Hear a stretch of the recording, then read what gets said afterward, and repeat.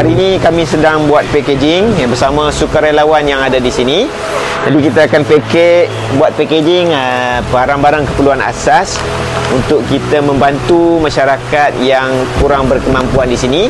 Di samping itu juga untuk kita bina hubungan dalam usaha kita ziarah mereka, untuk kita bersahabat dengan mereka.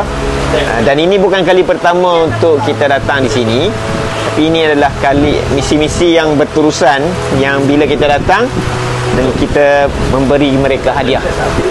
Seperti mana baginda Nabi Muhammad SAW kata, barang siapa yang memberi hadiah maka dia akan dikasihi.